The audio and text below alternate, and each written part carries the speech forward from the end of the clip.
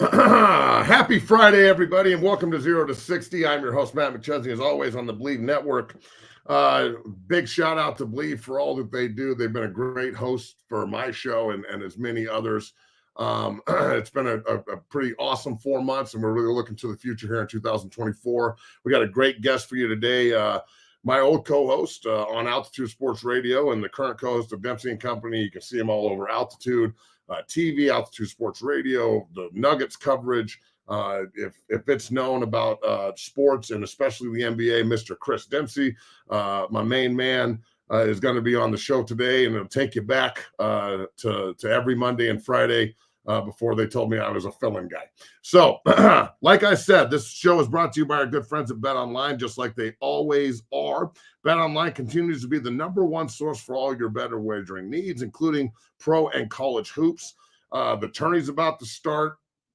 CU and UCLA played last night. They had a tight one in Westwood. See if the Buffs can make the tourney. The CU women are slated to be a number one seed. So, CSU looks like they're going to make the tourney. So all that's going to be fun. There's nothing better than betting on a little bit of March Madness that is right around the corner, as February is the shortest month. And the NBA being at the All-Star break right now with about 27 games left. We'll talk to Dempsey about all this at length with the Nuggets, battling for playoff seeding. But with all these tight games and the Western Conference being as tight as it is, we'll talk about the trade deadline and LeBron moving and the possibility of the Nuggets being able to climb and get a better seed for the playoffs and so on and so forth, and teach you, the best ways to maybe bet online for your NBA wagering needs. So just make sure that when you head to Bet Online today to become part of the team, you remember to use the Como Pro Believe, that's BLEAV, and you'll get a 50% welcome bonus on your first deposit. That's pretty big time. You deposit $100, they give you 50% back. Bet Online, the game starts here, and we roll here on 0 to 60 on the Believe Network. My man Chris Dempsey is right there. Yeah, what is going on, my guy? It's been a long time. Man, you still look good. Still looking good. Shit. I'll tell you, the show just got monumentally better looking because you're on it. So, look, you can see Chris all over Altitude. Obviously, Chris and I did a show together forever on 92.5, and I miss you, bro. I'm not going to lie. How are you? Welcome to the show. It's the first time we've had you on, and it's good to see your face and hear your voice, brother. What's happening? Yeah, man. I appreciate you being on. I miss you, too. It's been busy. It's been Nuggets on radio, and the Nuggets played so many games right at the beginning of the season that now you just mentioned there's only 27 games left. So stretch run is happening and all the things. So it's been busy, but busy is good. And, so here we are. Look, we'll see if the Nuggets can repeat. We'll talk about the NBA as we get later on the show here. We got about 25 minutes. 0 to 60 as we roll. We get there quick. So, look, Super Bowl just got done. It's been a week. A lot of unfortunately, there was a gang-related shooting at the Super Bowl. That's terrible. But you got to see leadership, and you got to see the community come together, and Taylor Swift's donating money. And there's, in an awful situation, hopefully something good can come out of that. We're not really going to focus on that, but it was awful. Yeah. We had to say something about it. Yeah. But the Chiefs repeat, the first time since the Patriots in 04-05. The Broncos were the team before that did it. There's only been 4 or 5 teams in history that have repeated. And now Kansas City's one of them, bro. Before we get into what happened in the game, Demps, you and I have talked about this for years. I mean, just years. And they stack another ring. Mahomes gets another MVP, goes for over 300. He's down by 10 points again in the Super Bowl and wins again. I mean, bro, what are we watching right now? Is this just as great as I think it is? Yeah, I think you're right, man. And not only that, Ches, this was supposed to be the year everybody gets the Chiefs, right? I mean, this was not their best team, but the defense obviously was great. But if you couldn't get him this year, I don't know what year you're going to get him. Maybe Joe Burrow will have something to say about that next year. But we're witnessing greatness, and we're witnessing a dynasty. And these things, as you just outlined, it's so rare in the NFL that these teams do this because it's so hard to do this. I mean, the any given Sunday aspect of the NFL makes it so that if you just have a slip up, a little bit of a slip up, you will lose and somebody else will win. And the Chiefs have avoided that for years now. And so, and when you look at Patrick Mahomes, it's, there's nothing he can't do. It's, you know what he kind of reminds me of, and see if you agree with this. I don't know, but it reminds me of Peyton Manning a little bit insofar as it almost doesn't matter the wide receivers that are around him. He gets the most out of whoever is on the field with him. Facts. And that quality is, not everybody has that, man. And like, I've only seen that. Look, you see good quarterbacks elevate guys constantly. That's true. But you also see like high quality receivers with high quality quarterbacks, like when Montana had Rice and Taylor. Yeah. Like you're cutting people up. When Bradshaw had Swan, and Stallworth, you're cutting people up. So when Peyton had, Harrison and Wayne and Dallas Clark cutting people up, when Tom Brady had, Moss and Welker, he didn't win Super Bowls. But when he had David Patton and Deion Branch, he won 3. Yeah. So, I watched Patrick Mahomes in this Super Bowl with a bunch of no names, and then the mainstay Travis Kelce, who might be the best big play tight end ever. I mean, him and Gronk have got a battle for that crown. But I'm watching Mahomes elevate all these kids, and like you said, they weren't supposed to be there this year. They went on the road. They beat Miami, who was at one time thought to be the best team in the NFL. They beat Buffalo, who was as hot as you could get in the playoffs and was killing people in Orchard Park, which I didn't think they could do, and they did by 3. They go on the road and beat the MVP in Baltimore, the first time they'd ever hosted the AFC title game. And then they go in the Super Bowl and they beat the most stacked team in the NFL, in my opinion, other than the quarterback position, in the San Francisco 49ers. I mean, it's a run for the ages, in my opinion. Can they three-peat Chris Dempsey? Yeah, I'm not going to bet against it. I have, this year, maybe it was the most instances of me saying, well, I think Baltimore is going to get the Chiefs, and then they didn't do it. I think the 49ers are going to get the Chiefs, and then they didn't do it. So you will not hear me say no to that question. Yes, they'll do it, or they can do it. And look, they're going to shore up the wide receiver position in a way that it was shaky this year, obviously. Yeah. So that I would expect will improve. I don't know if they can keep every single player on the defense, but that defense will still be, I would guess top 10 at the worst. And so they'll make another run at it. But Chaz, I got to say this really while we're talking. The thing I hated the most about the Super Bowl was John Elway walking through the sea of tears with the trophy. What was that? What was that? Well, I had Stink on Monday, right? Mark Schlereth, and we were talking about this, and I brought it up, and I was like, Mark, what is this, bro? Like, how can this happen? And I guess Larry Zonka, the great fullback for the undefeated Dolphins back in the day, him and Elway were part of this, like, they always have a great walk up the Super Bowl trophy, right? Right. Zonka just handed it to Elway, though. Why couldn't Elway hand it to Zonka and then he could walk it up? Right. Because that was a bad look.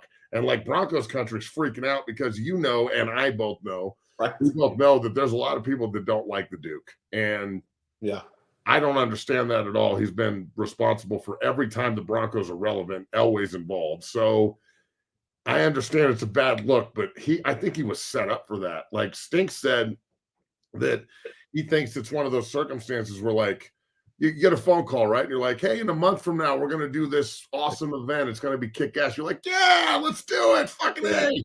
And then it gets there and you're like, wait, I have to do what? Yeah, I know. I got to put on a tutu and run around the bar. Like, I don't know about that shit.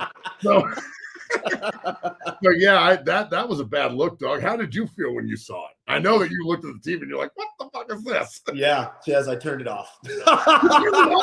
Yes, because I couldn't bear to watch my hero walk the doggone trophy to the Chiefs when I know this guy smacked that team down far more often than he didn't. And I was just, it hurt me so much.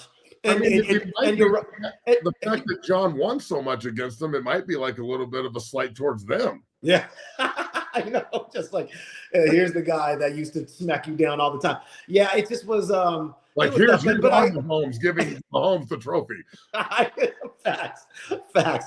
Yeah, no, I figured it was obviously, look, he agreed to do this far before he knew the Chiefs were even going to be in the Super Bowl. And then I'm sure he was crossing his fingers the entire game that the 49ers would win. Hand the trophy to all his boys in the 49ers organization. But it is what it is. But the Chiefs are truly great, man. And I don't know who will knock them off and when that will be. But that team's got a big task ahead of them. Absolutely, they do. And look, on YouTube here, everybody watching, thank you for watching. Make sure you like and subscribe. We appreciate all the support. We're almost to 4,000 subscribers on the YouTube page, so we really, really appreciate that. And we just hit 230,000 on TikTok, and we're rolling there, so we really appreciate all that too. We'll be going live here. We just got the Twitch feed set up here at the gym, and we got all the cameras going in this weekend. So we're going to be announcing next week some pretty big moves down here at the facility, going just straight online and trying to maximize all this as much as humanly possible. But Dempsey said something very, revealing there when we're talking. And the Chiefs winning, but how they won is a point of contention here. And, the 49ers taking the ball. I'm going to play a clip here, and we'll talk over it a little bit. But just watch and listen to this. Which way you want to kick it? They call it. They call it, right? Well, they got a coin flip. Yeah, they call a coin flip. It's their coin flip, right? Which way do you want to kick it? Doesn't matter. We want the ball, front. San Francisco, you are still the visitors. What is your call? Tails again. He called tails again. It is tails. Overseas. You want the ball? Which way do you want to kick? We're going to kick that way. San Francisco receive first in overtime. Good luck, gentlemen. They want it. They want the ball. They wanted it. Hey, they want it. They wanted it, baby. We want them to have the ball. They want it, they can have it. Hey, even if we score a touchdown, they still get the ball. I didn't know that. We won the toss, we're going to kick off too. We got what we want. Kyle Juszczyk went to Harvard, dog. Yeah. Little things that happen in the meeting room, as you know, that get overlooked. And this is egregious. Like this, Steve Wilkes gets fired for the defense. Oh my gosh. Taking Kansas City to overtime, like another black coach getting fucked. And Steve Wilkes gets fired after 1 year with that great defense. And this is actually the problem. Like, I'm not saying Kyle Shanahan should be fired, but I don't know who's responsible for this part of the game plan, but this is kind of a big deal to go into overtime and not know if they get the ball back if they score, and to take it. You win the toss and you put yourself in the target. What are you doing? I know it's one of the biggest mistakes that we've ever seen. They always say leave no stone unturned. Well, that was. I mean, they didn't even look at that stone. They didn't even look at it, bro. They didn't even look at it. And Chez, it's not just like this is a Super Bowl rule. It's a playoffs rule. So, like, you should have known this. Yes, you should have known this just going into the playoffs in general. Even if you didn't think the Super Bowl would go into overtime, it didn't matter. And then to hear the Chiefs go, yeah, well, we've been focused on this since training camp, and like that is the total difference between those two coaches and that, like how that is run. 100%. And it was tough. And Chez, man, the firing of Steve Wilkes, I couldn't believe my jaw hit the ground. But it hit the ground because I think, especially when you went into the Super Bowl, given the way the San Francisco defense would have been one that you would have thought, okay, well, all right, buckle up. Let's see what they can do. And then they came out and they played great. The game plan was great. And it was in no way his fault that they lost that game. And that one, it burns me up so much because it was a total misdirection from the very many mistakes that Kyle Shanahan made in that game. To scapegoat this dude for that, come on, man. I mean, that's the worst look ever. You know what Kyle Shanahan should have done was you sit up in front of that media, you say, I made the worst mistake of my career, and then you just wear it, and then you go home, and that's what you do. And look, Shanahan should take a playbook from a quarterback. Like a quarterback, if he screws up something like that, right? Like let's just say one of the quarterbacks made a monumental mistake that's not necessarily gameplay, that's like management, or he took a timeout at the wrong time, or whatever, spiked the ball on fourth down, something stupid, and it cost them the game. Most quarterbacks would get up there and say, "This is on me. Yep. I screwed up. I got to take accountability for it." Yeah. The head coach doesn't need to go down that road. Like, I think this could be the thing that splits the San Francisco 49ers. Like, there's players trying to defend the coach. The defensive coordinator's getting fired. There's disgruntled defensive guys. Dre Greenlaw's getting hurt, running off the field. Like, there's a lot of emotion and a lot of, like, hurt feelings. And this is the kind of shit, like, I don't think that San Francisco can like lose 3 or 4 Super Bowls and stay together like the Buffalo teams did. Like, that's a different era. This is the kind of thing that splinters an organization, in my opinion. Yeah, because it's being built off a fabric of pointing fingers other places. Yes. And when you start to do that, you start to rip away at the foundation that you have here. Facts. And even the players that are defending the coach, they know that he was in the wrong. And so this is the best organization says, as you well know, from the top down are solid. And if you got to wear it as the head coach, then you just have to wear it, because what you don't want is to fracture your locker room. Now players are taking sides. And so now what's that doing for your locker room and your culture going forward? And instead of just saying, I didn't think this game was going into overtime. We weren't prepared for that. Also, part 2 to that is don't double down on that in the press conference. Oh, well, we wanted the ball third. Really? Because they were going for 2. If they just scored the touch, you never were getting the ball back. No one's getting the ball back. Right. And look, I think that maybe the NFL should avoid this by just adopting this rule for every game. Yeah. 8 ties. Like, I love that rule for overtime in general, because it's more football. We got an extra quarter of football before they cut us off until August. Like, I was sitting there like, this is awesome. Yeah. So, but I would love the NFL to just adopt the rule altogether, because look, I'm not trying to cause an excuse here. As the head coach of the San Francisco 49ers, Kyle Shanahan, you need to know this rule. If we knew it sitting there, we're like, hey, you both guys get a possession now, and we're sitting in our living rooms, and we know the head coach should know.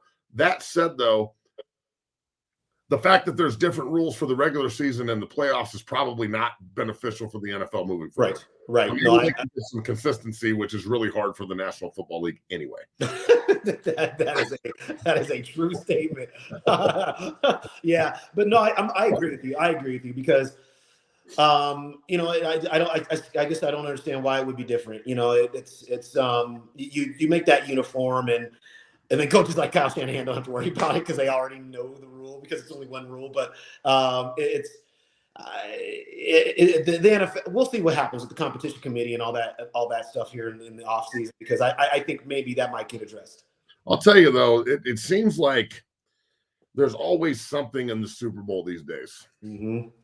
Last year was the Bradbury hold. The year before that, remember the T. Higgins play that didn't got called? Oh, yeah. There's always something. There's always like a controversy, or the refs, or a bad call. And I'd like to just see a clean Super Bowl where we talk about the game and not necessarily all the bullshit around it. So we'll see. I'm sure the Chiefs are going to three-peat, but our Denver Broncos, speaking with the great Chris Dempsey here from 92.5 Altitude, make sure you listen to him every day from 10 to noon. He's off right now with the All-Star break, getting a couple days of reprieve, much needed, as he's on the road with the Nuggets for the year as well, with Scotty and Vic and everybody else. That family down there is tight, and I loved my time down at Altitude for sure, and it really helped me mature as a guy on the radio, and Dempsey is a huge part of that, helping me through, going from a meathead to being a little bit more polished. So maybe not a meathead, but maybe we'll figure it out. But look, when you're moving into the Broncos now, yeah, and you're talking about draft picks, they're sitting at 12. I saw a mock draft yesterday where Brock Bowers fell to them at 12, and then they trade back at 31 with the San Francisco 49ers to get Bo Nix. That looks like a pretty good draft to me, although you're giving up some stuff to get it. I don't want them to go this route, though. Now, I don't want taking him with my number 1 pick. I'm not. I'm not even going to explain it. He paints his nails. like, where do you think the Broncos are going to go? Do you want them to trade up? Is it just a bunch of bullshit, or do they just take the best player available at 12 and move on? Yeah, you know what's so interesting about that is I try to listen, as you well know. I really try to dissect when people are talking. And so Sean Payton has talked Super Bowl week. He was doing a lot of interviews. And in a couple of them, he just mentioned, there was one particular that caught my ear when he said, look, we're not going to do what everybody thinks we should do. We're going to do what we think is the best. And if we would have done that in the past, we wouldn't have drafted Alvin Kamara. And when he said that, I thought, whoa, there's a universe here where they're not taking a quarterback, and they might take like a Brock Bowers right there. The interesting thing to me, Ches, is I just don't know where Nix and Penix are going to fall. Like I don't have a real read on that, because if you know that you can get them later, then yeah, take the best player available at 12, trade down, get one of those quarterbacks, and I'm with you. That's a great draft, just right off the top. But it's hard to know. He's hard to read, and because we don't have a track record of watching his drafts here with the Broncos, we don't know. But Chaz, I really want him to get a quarterback in this draft. I do, and I just, even if it's you sit him and you have a bridge quarterback of some sort while a young quarterback gets up to speed, that's fine too.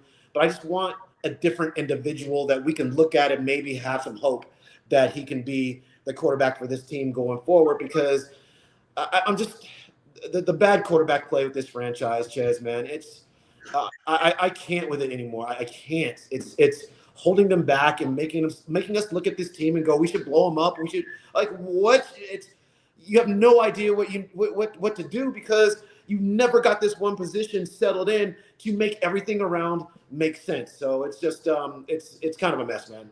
So, okay, I've heard a lot of speculation that Russ is just going to get cut. I heard a lot of speculation that they're trying to trade him. I saw him in a Raider jersey once. I saw a lot of speculation that they're trying to restructure and he wants to stay and be the bridge. Yeah. Could Russ, in your eyes, could he stay and be the bridge and then draft somebody underneath him and, see if that works? Or is this bridge burned between Peyton and Russell Wilson? Well, it's a good question. I can't no wait. Future, as they say. Yeah, exactly. And I can't wait to hear what you have to say about this too, because I think that there is a way that these two can work together, and Russell Wilson could totally be the bridge between until you get your next quarterback. What we saw from Russell Wilson under Nathaniel Hackett and then what we saw from Russell Wilson under Sean Payton are two vastly different things. Yeah. I mean, he was a better quarterback under Sean Payton. Now, the difference here is that Nathaniel Hackett would just be like, hey, Russ, it's great. Whatever you want to do, man. Good job, Russ. I know. And Sean Payton's like, these 6 things that I told you to do, I can't work with you anymore ever. And I'm like, you can't work with him ever?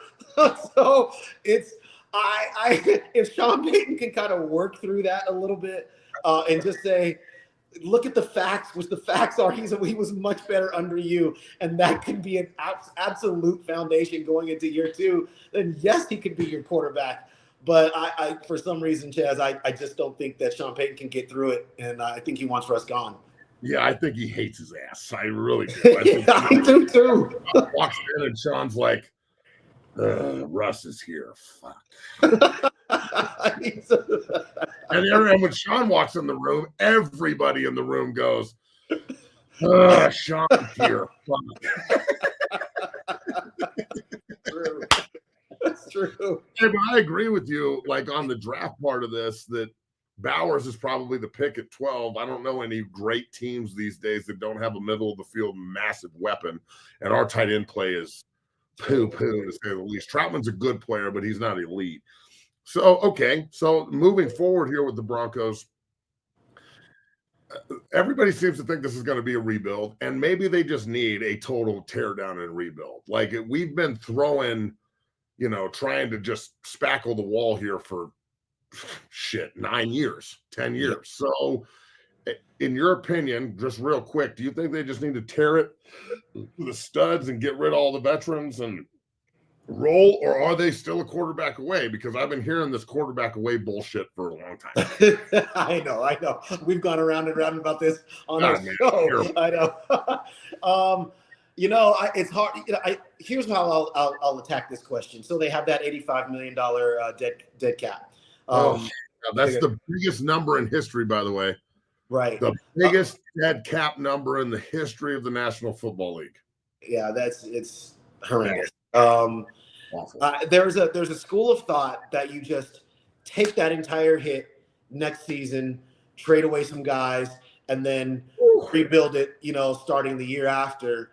And that is a situation that I have resisted a lot, but I'm opening up to it. You have to at this point. Yeah, because as you well know, I was one of those people who thought they were just a quarterback away. And what we saw with that offense is no real great skill position players. I don't really see a lot of hope. I was a big Jerry Jeudy guy. I still think he'll be a good wide receiver, just not with the Broncos. The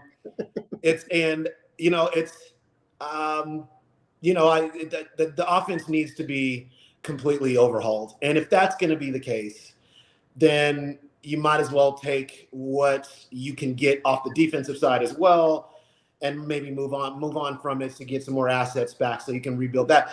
Chances they did start retooling that defense in the middle of the season with younger players, giving them roles. So they got a lot better when they did it too.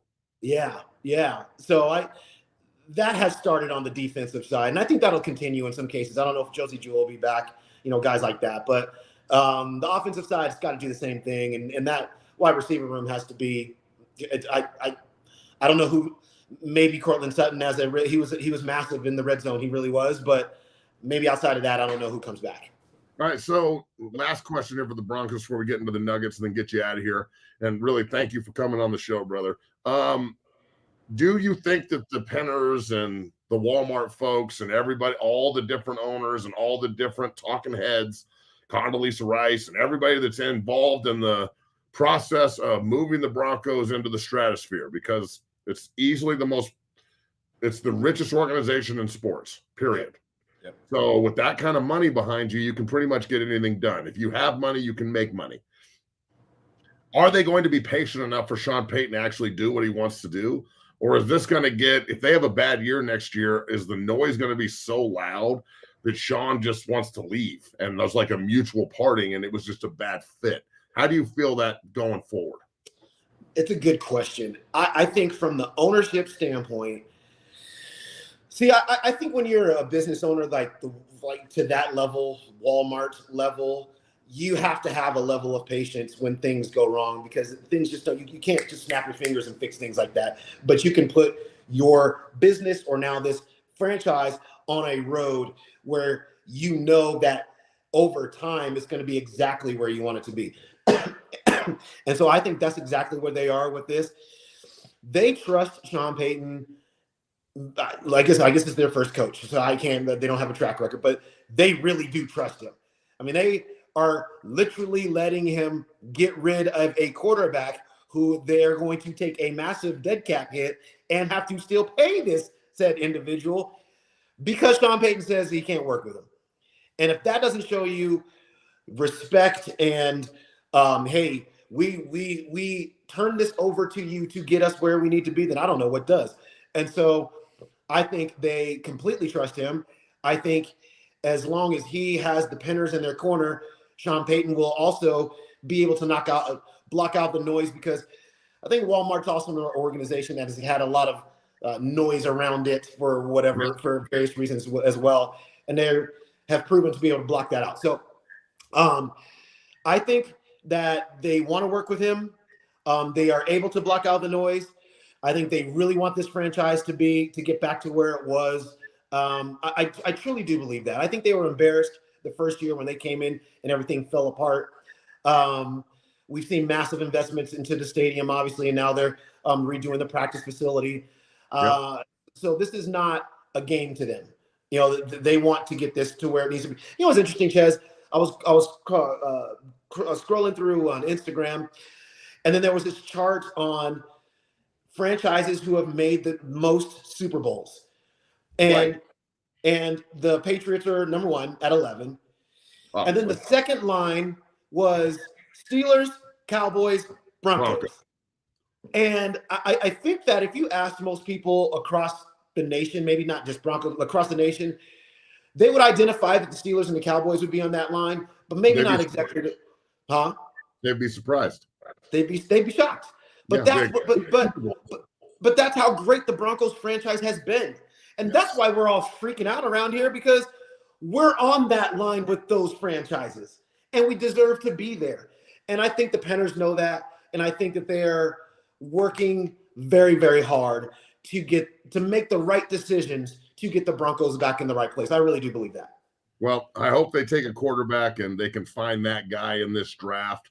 I know that people say this all the time. It rivals the 83 quarterback draft, but there's a lot of quarterbacks in this draft, and there seems to be some good ones. So we will see. Chris Dempsey joining me here. We got about 5 more minutes, and we're going to move into the Denver Nuggets, a team that's close to both of our hearts. Obviously, Chris travels with the team and covers them and knows them from an intricate standpoint. They've lost 3 in a row moving into the All-Star break, and they sit right now in the 4th seed in the West at 36-19. They're 5-5 in their last 10. Timberwolves, Thunder, and Clippers are above them, with the Suns, Pelican, Mavs, and Kings rounding out the top 8. Lakers and Warriors are sitting at 9 and 10. So that play-in tournament is going to be interesting again. Are they just a little bored this year? They're only sitting 3 games back. I still think they can easily win the West and host, the everything again like they did last year, winning in 5 against the Heat. I mean, look, the Timberwolves, the Thunder didn't make the playoffs last year, although they were in the play-in tournament, and obviously now they're balling with all that young talent. Yeah. Are the Timberwolves and the Thunder where the Nuggets used to be, where they would be like really good regular season team, get to the playoffs and have to cut their teeth? Because I still don't think any of these squads, the Clippers are loaded. They're loaded. But I don't know if anybody can beat the Nugs in a 7-game series. Yeah, I agree. And so the answer to your question about the Timberwolves and the Thunder is yes, they have to cut their teeth. And actually, the Thunder more so than the Timberwolves. The Timberwolves, they've got just enough players on that roster who have been through it that they could probably. I mean, this wouldn't be their first go around because they lost to the Nuggets last year in the first round. Right. But they can reasonably expect that they could make a deep run into the playoffs, especially given how they're playing. That team, it took me a while to really get a handle on the Timberwolves, because sometimes teams get hot and they play really well, and then there's a point of the season they'll falter, they'll fall off. But the Timberwolves are really real, man. They're really real. I mean, that team is playing great. Rudy Gobert, he looks like the Rudy Gobert back in Utah in his Defensive Player of the Year days. And you will have to deal with the Timberwolves. I think the Thunder, they are going to be a tough out in the playoffs. So much young talent, but you're going to be able to get them in the playoffs over the course of a 6 or 7 game series, because they just don't have the depth of experience that a team like the Nuggets already has. A team, I would liken it to when the Kings got in last year, and then they lost to the Golden State Warriors. And the Kings were a better team overall than the Golden State Warriors, but Golden State had been there. They were savvy. They understood how that goes in the playoffs, and they took full advantage. And the Kings will be better for that when they get back into the playoffs this year. So, but Ches, I look at the Nuggets, and I'm not worried. I really am not worried because of a couple of things. One, you had a big chunk of games. You had like 14 games at the beginning of this season where Jamal Murray just didn't play in any of those games because he was injured. And, while in those 14 games they did go 8-6, the deal is if Jamal Murray was on the court, they probably would have gone more like 11-3. And, those 3 victories right now are the difference between being 2 games back and 1 game up. in the Right. in the Western Conference. Or he missed another game, obviously, just in this one going into the All-Star break, and the Nuggets fell apart, and the KCP wasn't on that on the team either, as he continues to nurse a hamstring injury. So I just think that the injuries which have led to these games where they're playing super shorthanded and they're losing them is the reason why they are a couple of games back right now. And if that's the case, then Ches, all I really need to see is a healthy Nuggets team going into the playoffs. Because if they're healthy, then the teams will have to deal with them. But if they're going to be missing significant players, then I think we're going to see some more kind of head-scratching losses as the season goes on. And we've seen that in the past, when we've been shorthanded in the playoffs. Nikola has to do everything, and it hasn't worked out well. But when the Nuggets are healthy and full-handed, they're hoisting trophies. So yeah. How important do you think it is that they repeat, just for Nikola's legacy alone? Because, look, I know Jamal's been hurt, and that's probably why he didn't make the All-Star game this year. If he would have played in those 14 games, he probably makes the All-Star game. At least I believe that as a Nugget fan. But at the same time, I still think that people don't really give the Nuggets the praise that they should. And Nikola's going to always be the all-star. And then, we'll get 3 guys from the Clippers and 2 guys from the Timberwolves, and we'll just shun the Nuggets again. Right. I mean, they just keep motivating this team, and they just keep winning. Do they have to be fully healthy in order to really maximize, or could they be down a man and still do it? I think this team just does need to be fully healthy. And I say that because the depth isn't quite the same. They're trying to, obviously develop Peyton Watson and get Christian Brown back on track. And, Julian Strother, he might play a role. So I just think because the depth is so much younger and still learning and still developing, they need to have all their guys on the court. Just to be able to mitigate some games where the young player isn't maybe playing that well, right. But the starters, the veterans are there because, to right the ship. So I think health really, really does matter for this Nuggets team. And if they're healthy, I got them going right back to the finals. And I think to your point, Ches, I think it's important for this team's legacy because I think there's an element out there of people looking at the Nuggets and going, it's cute. They won. It's kind of a one-off. It's like Dirk's title in Dallas. He got it. Yeah. Like it's you pat them on the head, you give them a treat, and you send them on their way. And that's and I hate that a lot because to watch these other teams get multiple players into all-star festivities, and they're nowhere near as good as the Nuggets is infuriating to me. Yeah. But but I get it. I mean, the Nuggets are just living in this universe where they are going to have to scratch and claw and and fight for every ounce of respect that they will get from anybody outside of this city and state. And so I think they'll do that, Ches. I really do. I think the West is good. It's really good teams. But I don't think it's nothing. I don't think it's anything that the Nuggets can't handle. And if they handle the West again, somebody's going to have to finally sit up and go, wait, hold on. What are we watching here with this team? And give these individuals and that Coach Malone, the credit that they deserve for being the badasses that they are. All right, so I think the Nuggets get back to the finals because they will be healthy in the playoffs. Who do you want them to play in the finals? Do you want to see? I want to see Milwaukee, honestly, because I love Damian Lillard. You think Milwaukee's the beast of the East, or is it still Boston? I still give Boston a little edge, but they're showing, they're showing cracks in their armor. It's the Boston has this ability to just play frivolous basketball from time to time. That gets them beat in games, and quite honestly, got them beat in the series against the Miami Heat last year. And so, having said that, maybe they've learned those lessons because they really do have the most talent, maybe of any team, like depth of talent. Yeah, loaded. Yeah, they really are loaded. So I'm going to give them the slight edge. If Joel Embiid never comes back to the Philadelphia 70s, I actually had the 76ers actually in that spot with Joel Embiid, but now if he's never going to come back, then Philadelphia will slide away. He's such a bitch. No, Him and Anthony Davis are like the 2 biggest bitches in the NBA. Yeah, it's a whole thing with him, but to your point about Milwaukee, I don't know. Can Doc Rivers get that thing together? Because they still don't really play defense. I know they went out and got Patrick Beverly to shore that up a little bit. We'll see if he makes an impact. But if he doesn't, then they're not going to be a good defensive team, and then they will get run over at some point in the playoffs. And then you're looking at you got to look down the line at a sleeper team like Cleveland or the Knicks. The Knicks. Yeah, exactly right. So I've heard that LeBron is on the trade market and he didn't want to go to the Warriors, but the Knicks are sitting out there. Last question, should LeBron leave LA and just understand that maybe that, he got a title in the bubble. They made the Western Conference Finals. It is what it is. I don't know if he's an all-time great Laker, but does he need to leave the Lakers or should he just stay put? And he wants to sign an extension and keep playing. Yeah. So is that in LA or should he go to the Knicks and see if they can run it back in the Eastern Conference? Well, I think he should stay, to be honest with you, because I think the Lakers are finally getting into a space where, they had such it was such a bad financial situation with that basketball team. And they're starting to come out on the other side of that a little bit. And they did this last year too. They were awful, and then they made a run. Yeah, exactly. And so I think there's just a universe where they finally hit on the combinations of players around him and Anthony Davis that can, I laugh every time I see Austin Reeves, Ches, because I can only hear you call him the banker.